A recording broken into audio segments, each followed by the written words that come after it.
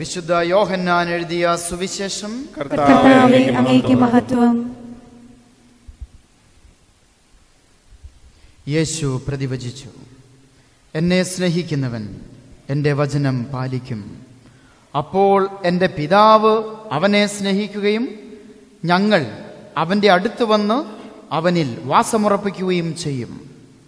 എന്നെ സ്നേഹിക്കാത്തവനോ എൻ്റെ വചനങ്ങൾ പാലിക്കുന്നില്ല. നിങ്ങൾ ശ്രവിക്കുന്ന ഈ വചനം എൻ്റേതല്ല, എന്നെ അയച്ച പിതാവിൻ്റേതാണ്. നിങ്ങളോട് കൂടെ ആയിരിക്കുമ്പോൾ തന്നെ ഇത് ഞാൻ നിങ്ങളോട് പറഞ്ഞിരിക്കുന്നു. എന്നാൽ എൻ്റെ നാമത്തിൽ പിതാവ് അയക്കുന്ന സഹായകനായ പരിശുദ്ധാത്മാവ് എല്ലാ കാര്യങ്ങളും നിങ്ങളെ പഠിപ്പിക്കുകയും ഞാൻ നിങ്ങളോട് പറഞ്ഞിട്ടുള്ളതെല്ലാം നിങ്ങളെ അനുസ്മരിപ്പിക്കുകയും ചെയ്യും. ഞാൻ നിങ്ങൾക്ക് സമാധാനം തന്നിട്ട് പോകുന്നു. എൻ്റെ സമാധാനം നിങ്ങൾക്ക് ഞാൻ നൽകുന്നു. ലോകം നൽകുന്നത് പോലെയല്ല ഞാൻ നൽകുന്നത്. നിങ്ങളുടെ ഹൃദയം അസ്വസ്ഥമാകേണ്ട, നിങ്ങൾ ഭയപ്പെടുകയും വേണ്ട. ഞാൻ പോകുന്നെന്നും വീണ്ടും നിങ്ങളുടെ അടുത്തേക്ക് വരുമെന്നും ഞാൻ പറഞ്ഞത് നിങ്ങൾ കേട്ടല്ലോ. നിങ്ങൾ എന്നെ സ്നേഹിച്ചിരുന്നു എങ്കിൽ പിതാവിൻ്റെ അടുത്തേക്ക് ഞാൻ പോകുന്നതിൽ നിങ്ങൾ സന്തോഷിക്കുമായിരുന്നു. എന്തെന്നാൽ പിതാവ് എന്നേക്കാൾ വലിയവനാണ്. അത് സംഭവിക്കുമ്പോൾ നിങ്ങൾ വിശ്വസിക്കേണ്ടതിന് സംഭവിക്കുന്നതിന് മുൻപ് തന്നെ നിങ്ങളോട് ഞാൻ പറഞ്ഞിരിക്കുന്നു. ദൈവവചനമാണ് നാം ശ്രവിച്ചത്. ഈശോയിലേറ്റം സ്നേഹം നിറഞ്ഞ സഹോദരി സഹോദരന്മാരെ, നാം ഉയർപ്പ് കാലത്തിലാണ്. ഉയർപ്പ് കാലം 6-ാം ഞായർ. നാം വായിച്ചു കേട്ട സുവിശേഷ ഭാഗം യോഹന്നാന്റെ സുവിശേഷം 14-ാം അധ്യായം 23 മുതൽ 29 വരെയുള്ള തിരുവചനങ്ങളാണ്. ഈ തിരുവചനം നമുക്ക് കൂടുതൽ വ്യക്തമാകാൻ വേണ്ടി 31-ാമത്തെ വചനം കൂടി നാം ഇതിന് വ്യാഖ്യാനത്തിന് വേണ്ടി ഒന്ന് വായിക്കുകയാണ്. 31-ാം വചനം എങ്ങനെയാണ്? ഞാൻ പിതാവിനെ സ്നേഹിക്കുന്നു എന്നും അവിടുന്ന് എന്നോട് കൽപ്പിച്ചതുപോലെ ഞാൻ പ്രവർത്തിക്കുന്നുവെന്നും ലോകമറിയണം.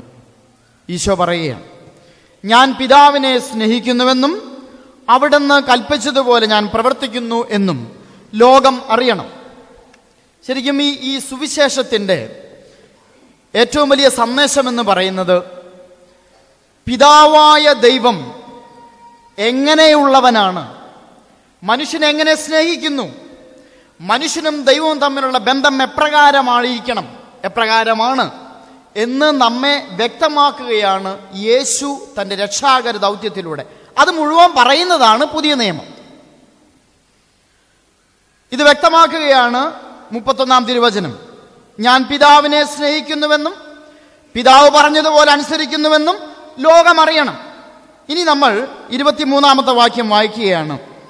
യേശു ഇതൊരു ചോദ്യത്തിന് ഉത്തരമായിട്ട് പറഞ്ഞ ഒരു വാക്യങ്ങളാണ്. ചോദ്യം ചോദിച്ചത് 22-ാമത്തെ വാക്യം നമ്മൾ വായിക്കുന്നു. യൂദാസ് ആണ് ചോദ്യം ചോദിക്കുന്നത്. എന്നിട്ട് യോഹന്നാൻസിലേക്ക് വ്യക്തമായിട്ട് രേഖപ്പെടുത്തിയിട്ടുണ്ട്, യൂദാസ് കറിയോത്തയല്ല. അപ്പോൾ നമുക്കറിയാം യൂദാ തദേവൂസാണ്. അദ്ദേഹമാണ് ഈ ചോദിക്കുന്നത്, കർത്താവ് നീ ഞങ്ങൾക്ക് വെളിപ്പെടുത്തുവാൻ പോകുന്നു, എന്നാൽ ലോകത്തിന് വെളിപ്പെടുത്തുകയില്ല എന്ന് പറഞ്ഞത് എന്താണ്? അപ്പോൾ ഈശോ പറയുന്ന ഉത്തരമാണ്. ഇത് ഒരു വ്യക്തി ചോദിച്ച ചോദ്യത്തിന് സമൂഹത്തിന് മൊത്തമായിട്ട് ഉത്തരം കൊടുക്കുകയാണ്. ആ ഉത്തരം ഇതാണ്. യേശു പ്രതിവചിച്ചു, എന്നെ സ്നേഹിക്കുന്നവൻ എൻ്റെ വചനം പാലിക്കും. അപ്പോൾ എൻ്റെ പിതാവ് അവനെ സ്നേഹിക്കുകയും ഞങ്ങൾ അവൻ്റെ അടുത്ത് വന്ന് അവനിൽ വാസമുറപ്പിക്കുകയും ചെയ്യും. ഈശോ ലോകത്തിന് വെളിപ്പെടുത്തുന്നത് പിതാവ് എങ്ങനെയാണ് മനുഷ്യരെ സ്നേഹിക്കുന്നത് എന്നും എങ്ങനെ നമ്മൾ പിതാവിനെ സ്നേഹിക്കണമെന്നും അങ്ങനെയായാൽ എങ്ങനെ ദൈവം നമ്മിൽ വസിക്കുമെന്നാണ്. ഇത് വ്യക്തമായിട്ട് പഠിപ്പിക്കുന്നതാണ് ഈ സുവിശേഷ ഭാഗം മൊത്തം.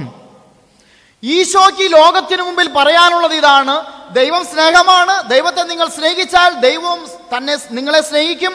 അങ്ങനെ വരുമ്പോൾ ദൈവം നിങ്ങളെ സ്നേഹിക്കുന്നുണ്ട്, നിങ്ങൾ ദൈവത്തെ സ്നേഹിക്കുന്നു. അപ്പോൾ ദൈവവും മനുഷ്യനും സ്നേഹിക്കുന്നവർ തമ്മിൽ ഒന്നായിത്തീരും. ഇതാണ് സ്വർഗരാജ്യം, ഇതാണ് ദൈവരാജ്യം.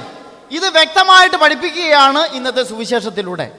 എന്നിട്ട് പറയുന്നു, എന്നെ സ്നേഹിക്കുന്നവൻ എൻ്റെ വചനം പാലിക്കും, എന്നെ സ്നേഹിക്കാത്തവനോ എൻ്റെ വചനം പാലിക്കുന്ന പോലുമില്ല, പാലിക്കാൻ സാധിക്കില്ല. രണ്ട് രീതിയിലുള്ള അനുസരണം നമ്മൾ ഈ ലോകത്ത് കാണുന്നുണ്ട്. ഒന്ന് സ്നേഹത്തിൽ നിന്ന് വരുന്ന അനുസരണം, രണ്ട് ഭയത്തിൽ നിന്ന് വരുന്ന അനുസരണം. ഭയത്തിൽ നിന്ന് വരുന്ന അനുസരണത്തിന് ഇഷ്ടംപോലെ നമുക്ക് ഉദാഹരണങ്ങളുണ്ട്. അല്ലേ? പോലീസുകാരനെ അനുസരിക്കുന്നത് പോലീസുകാരന് അത്രയും സ്നേഹമായതുകൊണ്ടാണ്? അല്ല. കോടതി വിധിച്ചു, ആ വിധി അനുസരിച്ച് കാര്യങ്ങൾ നടപ്പിലാകണം, അല്ലെങ്കിൽ ശിക്ഷയാണ്. കോടതിന് അത്രയും ഇഷ്ടമായതുകൊണ്ടൊന്നുമല്ല അനുസരിക്കണത്. അത് നിയമത്തിന് വഴിക്ക് പോട്ടെ എന്നൊക്കെ രാഷ്ട്രീയക്കാർ പറയും. നിയമത്തിന് വഴിക്ക് പോട്ടെ. ആ നിയമത്തിന് പേടിയാണ്. അപ്പൊ ഭയമുള്ളത് കൊണ്ട് അനുസരണം. അത് ലോകത്ത് നടക്കുന്നുണ്ട്, ചില വീടുകളിൽ നടക്കുന്നുണ്ട്. അപ്പനെന്ന് കേട്ടാൽ വിറയ്ക്കുകയാണ്. അപ്പൊ അപ്പൻ പറഞ്ഞതിനപ്പുറത്തില്ല. എപ്പോഴാണ് ഈ കുട്ടി അപ്പനേക്കാൾ ഉയരുന്നത്, അതോടുകൂടി അവന്റെ അനുസരണം തീരും. അനുസരിക്കും. അനുസരണം ഭയത്തിൽ നിന്നാണെങ്കിൽ അത് ക്രിസ്തീയമല്ല. അത് യോനാസിലെ വ്യക്തമായിട്ട് പറയുന്നുണ്ട്. എവിടെ സ്നേഹമുണ്ടോ അവിടെ ഭയമില്ല, എവിടെ ഭയമുണ്ടോ അവിടെ സ്നേഹമില്ല. ദൈവസ്നേഹമാണ്, ദൈവത്തിൽ ഭയമില്ല. ദൈവത്തിനെ സ്നേഹിക്കുമ്പോൾ ആ സ്നേഹത്തിൽ നിന്ന് അനുസരണം വരുന്നു. ഇഷ്ടംപോലെ ഉദാഹരണങ്ങളുണ്ട്. സ്നേഹത്തിൽ നിന്ന് അനുസരണം, ഇതാണ് ഈശോ ആഗ്രഹിക്കുന്ന അനുസരണം. ഭയത്തിൽ നിന്നുള്ള അനുസരണമല്ല, സ്നേഹത്തിൽ നിന്നുള്ള അനുസരണം. സിനിമ കാണുന്നവരാണ് പലരും തന്നെ, പലരും അല്ല, എല്ലാവരും തന്നെ കാണുന്നുണ്ടാവും. നായകൻ വില്ലനെ അങ്ങോട്ട് ഇടിച്ച് നിരത്താണ്. നായകൻ വില്ലനെ ഇടിച്ച് നിരത്തി, അവസാനം കൊല്ലാകൊല ചെയ്തിട്ടു. ഇനി കൊന്നാ മതി. ആയുധമെടുക്കുന്നു, കൊല്ലാൻ പോകുന്നു, ഇപ്പൊ കൊല്ലും. ആ സമയത്താണ് സ്നേഹിക്കുന്ന ആരുമെങ്കിലും, ചിലപ്പോൾ ഭാര്യയായിരിക്കാം, ഇഷ്ടപ്പെട്ട പെൺകുട്ടിയായിരിക്കാം, അമ്മയായിരിക്കാം, അപ്പനായിരിക്കാം, സ്നേഹിക്കുന്ന ആരോ വന്ന് തടയുകയാണ്. ഉരുക്കിന്റെ ബലമുണ്ടെന്ന് സിനിമയിൽ അങ്ങനെ നമ്മൾ കാണാണ്. ഉരുക്കിന്റെ ബലമുള്ള നായകൻ ആ സ്നേഹത്തിന് മുമ്പിൽ ചേമ്പന്താള് പോലെ എങ്ങനെ വീണു. സ്നേഹത്തിന് മുമ്പിൽ അനുസരണം. അതുവരെ കൊല്ലാൻ വേണ്ടി നിന്നവനാണ്. സ്നേഹത്തിന് മുമ്പിൽ അനുസരണം. പോലീസ് പറഞ്ഞാലും പോലും അനുസരിക്കില്ല, അല്ലേ? പോലീസ് പറഞ്ഞ അനുസരിക്കില്ല. പക്ഷെ പോലീസ് അപ്പനാണെങ്കിലോ, അപ്പ പറയുന്ന അനുസരിച്ച് പോവാ. ഒരു സിനിമയിലുള്ള ഡയലോഗല്ലേ, അപ്പനാണ് പറയണത് കത്തി താഴെയിട, അപ്പ കത്തി താഴെ ഇട്ടു. അപ്പനാണ് പറയണത് കത്തി താഴെയിട, അപ്പ കത്തി താഴെ ഇട്ടു. പോലീസ് പറഞ്ഞ താഴെ ഇടില്ല, അപ്പം പറഞ്ഞപ്പോ താഴെ ഇട്ടു. നിങ്ങളെല്ലാവരും ചിരിക്കും, എനിക്കറിയാം. അപ്പൊ നിങ്ങൾ കണ്ട സിനിമ അച്ഛനും കണ്ടോന്നാണ്, അതുകൊണ്ടാണ് പലരും ചിരിക്കുന്നത്. നമ്മൾ സിനിമ കാണാൻ വേണ്ടിയിട്ടല്ലോ സിനിമ കാണുന്നത്. അതിന് എന്തെങ്കിലും കിട്ടണം, നോക്കണം. നമ്മൾ വചനം വ്യാഖ്യാനിക്കുകയാണ്, സിനിമ വ്യാഖ്യാനിക്കുകയല്ല. വചനം വ്യാഖ്യാനിക്കുക. വചനം എന്താ പറയണത്? എന്നെ സ്നേഹിക്കുന്നവൻ എന്റെ വചനം പാലിക്കും. നിങ്ങൾക്ക് വചനം പാലിക്കണോ? നിങ്ങൾ സ്നേഹിക്കണം. സ്നേഹിക്കാതിരുന്നാൽ പാലിക്കാൻ പറ്റില്ല. ഇതാണ് തിരുവചനം. നിങ്ങൾ സ്നേഹിച്ചാൽ വചനം പാലിക്കും, സ്നേഹിച്ചില്ലെങ്കിൽ വചനം പാലിക്കില്ല. അപ്പനാണ് പറയണത് എന്ന് പറയുമ്പോ അവിടെ അവൻ കത്തി താഴെയിടാണ്. പോലീസ് പറഞ്ഞാൽ ചെയ്യില്ല, അപ്പൻ പറഞ്ഞാൽ ചെയ്യും. എന്താ? അപ്പൻ എന്ന് പറയുന്നത് സ്നേഹമാണ്. ആ സ്നേഹത്തിന് മുമ്പിൽ അവൻ അനുസരിക്കുകയാണ്, അവൻ കീഴടങ്ങുകയാണ്. ഇത് സിനിമ പഠിപ്പിക്കുന്നു. വചനം എന്താ പഠിപ്പിക്കുന്നത്? ഇതാ, നിങ്ങൾ എന്നെ സ്നേഹിച്ചാൽ എന്റെ വചനം പാലിക്കും. എല്ലാവരുടെയും പ്രശ്നം എന്താ? ഇത് പാലിക്കാൻ പറ്റുന്നില്ല എന്നാണ്. ഇത് പാലിക്കാൻ പറ്റാത്ത എന്തുകൊണ്ട് എന്നുള്ള ചോദ്യത്തിന് ഉത്തരമാണ് ഇന്നത്തെ വചനം പറയുന്നത്. നിങ്ങൾ സ്നേഹിച്ചിട്ടില്ല. ആരെ സ്നേഹിക്കണം? വിശുദ്ധ ഗ്രന്ഥത്തെയോ? വിശുദ്ധ ഗ്രന്ഥത്തെ സ്നേഹിക്കാൻ പറ്റണമെങ്കിൽ ഇതിന് ഉള്ളിൽ പറയുന്ന ഒരു വ്യക്തിയുണ്ട്, ക്രിസ്തു, യേശു. യേശുവിനെ സ്നേഹിക്കണം. യുവജനങ്ങളെ, നിങ്ങൾ അന്വേഷിക്കുന്ന സന്തോഷത്തിന്റെയും സ്വാതന്ത്ര്യത്തിന്റെയും പേരാണ് യേശു, ക്രിസ്തു. ഇത് പറഞ്ഞത് പോപ്പ് എമിരിത്തുസ് ബെനഡിക്റ്റസ് 16. ബെനഡിക്റ്റ് 16 മാർപ്പാപ്പ യുവജനങ്ങളോട് പറഞ്ഞതാണത്. യുവജനങ്ങളെ, നിങ്ങൾ അന്വേഷിക്കുന്ന സന്തോഷത്തിന്റെയും സ്വാതന്ത്ര്യത്തിന്റെയും പേരാണ് യേശു. അദ്ദേഹം വീണ്ടും പറഞ്ഞു വെച്ചു, ക്രിസ്തീയത എന്ന് പറഞ്ഞാൽ അത് ഒരു ജീവിത ശൈലി മാത്രമല്ല, അതൊരു തത്വശാസ്ത്രം മാത്രമല്ല. പിന്നെ എന്താണത്? അതൊരു മുഖമാണ്. It's a face and it is a person. അതൊരു മുഖമാണ്, അതൊരു വ്യക്തിയാണ്, വ്യക്തിത്വമാണ്. ആ മുഖത്തിന്റെയും വ്യക്തിയുടെയും വ്യക്തിത്വത്തിന്റെയും പേരാണ് യേശു ക്രിസ്തു. ഈ ഈശോയെ നീ സ്നേഹിച്ചാൽ നിനക്ക് ഈ തിരുവചനം ധ്യാനിക്കാം. ഈശോയെ നീ സ്നേഹിച്ചില്ലെങ്കിൽ നിനക്കത് വായിക്കാം. ഈശോയെ നീ സ്നേഹിച്ചാൽ നീ ഇത് വായിക്കുക മാത്രമല്ല, ധ്യാനിക്കുകയും ചെയ്യും. ഈശോയെ നീ സ്നേഹിച്ചില്ലെങ്കിൽ നിനക്കത് വായിച്ച് പഠിക്കാം. പക്ഷെ ഈശോയെ നീ സ്നേഹിച്ചാൽ നീ ഇത് വായിക്കുക മാത്രമല്ല, പഠിക്കുക മാത്രമല്ല, ഇത് ജീവിക്കുകയും ചെയ്യും. അതാണ് തിരുവചനം. ഇത് വായിക്കുക മാത്രമല്ല, പഠിക്കുക മാത്രമല്ല, ജീവിത ശൈലിയാക്കുകയും ചെയ്യും. അതിന് നമുക്ക് ആവശ്യം ഇത്രയേ ഉള്ളൂ. അതാ തിരുവചനം പറയുക, നീ സ്നേഹിക്കണം. നിങ്ങൾ അന്വേഷിക്കുന്ന സത്യത്തിനെയും സ്വാതന്ത്ര്യത്തിനെയും പേര് ക്രിസ്തു എന്നാണെങ്കിൽ, ക്രിസ്തീയത എന്നാൽ മുഖമാണെങ്കിൽ, അത് വ്യക്തിയാണെങ്കിൽ, ആ വ്യക്തിയെയാണ് നമ്മൾ സ്നേഹിക്കേണ്ടത്. പ്രിയപ്പെട്ട സഹോദരങ്ങളെ, ക്രിസ്തീയത ജീവിത ശൈലിയായത് പിന്നീടാണ്. അത് തത്വശാസ്ത്രമായതൊക്കെ പിന്നീടാണ്. അത് ദൈവശാസ്ത്രമൊക്കെ ആയത് പിന്നീടാണ്. ആദ്യം നടന്ന എന്താണ്? ക്രിസ്തു എന്ന വ്യക്തിയെ സ്നേഹിക്കുകയായിരുന്നു. അപ്പോസ്തലന്മാർ അതാ ചെയ്തേ.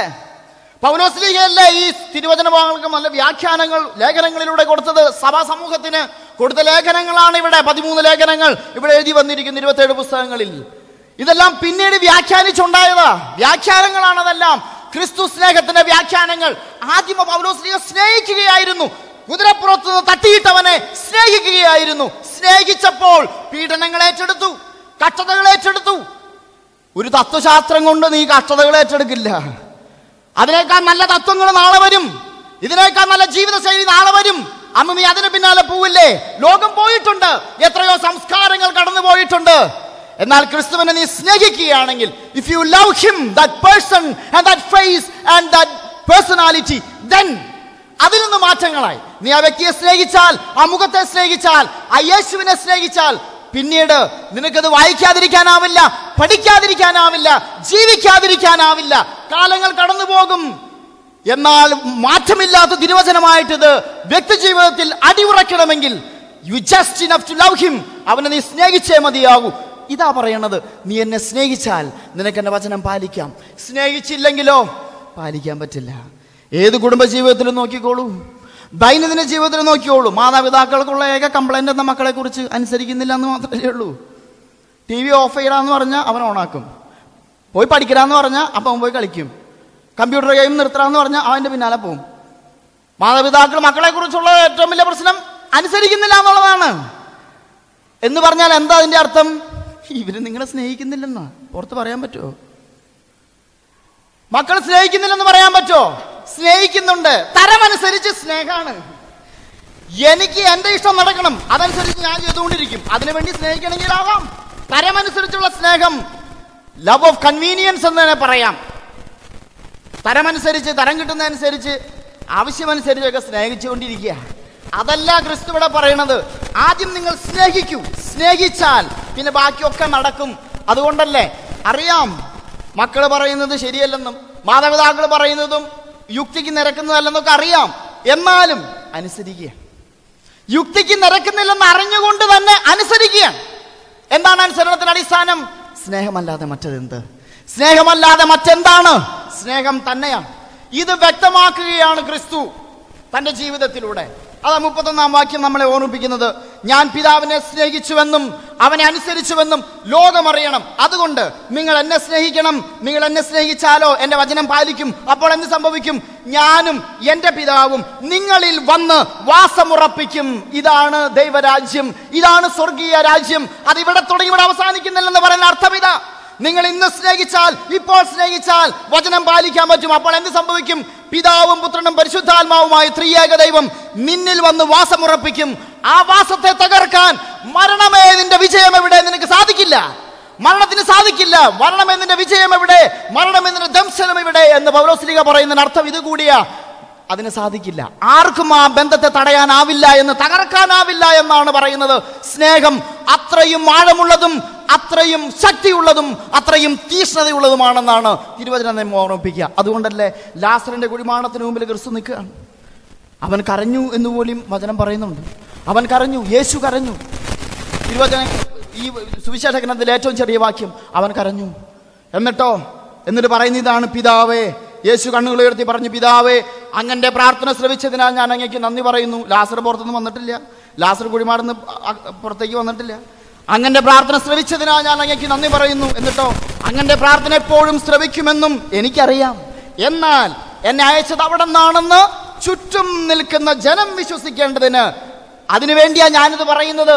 എന്നിട്ട് പറയാ, ലാസറേ പുറത്ത് വരിക. ലാസർ പുറത്തു വന്നു.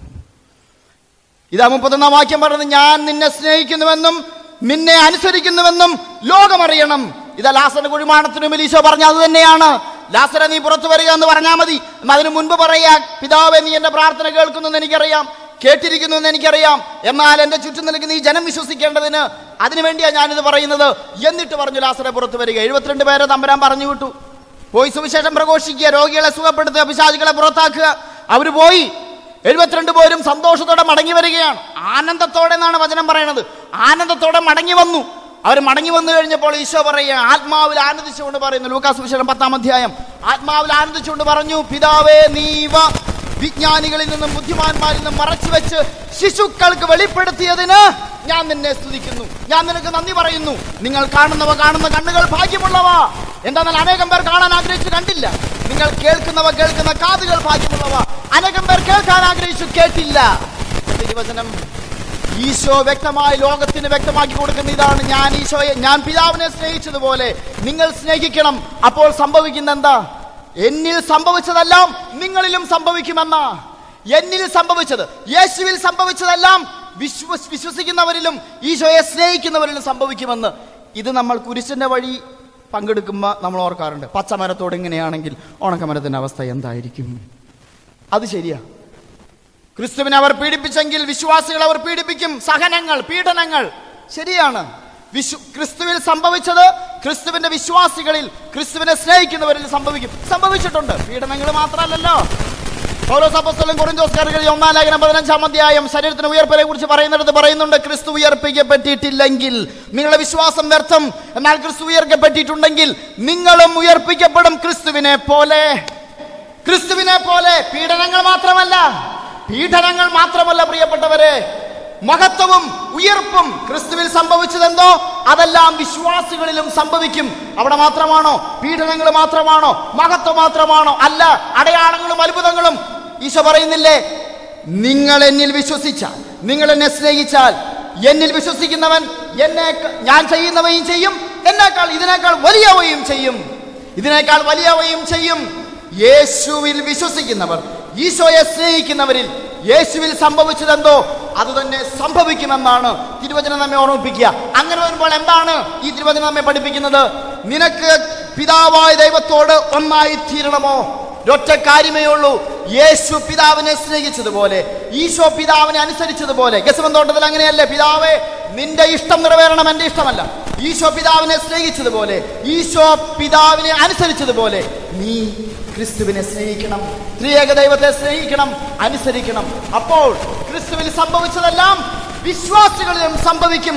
അതാണ് മഹത്വം, അതാണ് ദൈവരാജ്യം, അതാണ് സ്വർഗീയ അനുഭവം. അങ്ങനെയുള്ള അനുഭവത്തിലേക്കാണ് നമ്മൾ എത്തേണ്ടത്.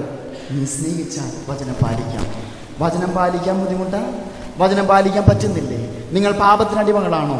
ഒറ്റ കാര്യമേ ചെയ്യണ്ടൂ, ജസ്റ്റ് ലവ് ഹിം. നീ ഈശോയെ സ്നേഹിക്കണം, ഈശോ എന്ന വ്യക്തിയെ സ്നേഹിക്കണം. എന്നാൽ ബാക്കിയെല്ലാം കർത്താവ് ഏറ്റെടുത്ത് നടത്തുന്ന അത്ഭുതങ്ങളായിട്ട് പരിണമിക്കും. ദൈവം നിങ്ങൾ അനുഗ്രഹിക്കണമെന്ന് പ്രാർത്ഥിക്കുന്നു. ഇപ്പോഴും എപ്പോഴും